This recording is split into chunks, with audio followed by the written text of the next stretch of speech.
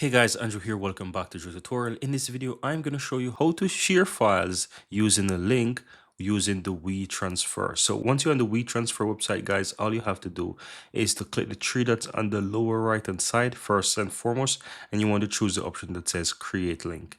Once you do that, it will just make the fill-in details a bit less. So as you can see before, you have email, you have your email, you have title, you have message. But in this case, if you choose the option to basically send link, all you have to do is enter your email address. And once you enter your email address, you can easily go ahead and just fill in whatever you want. You can add title, you can do whatever, right?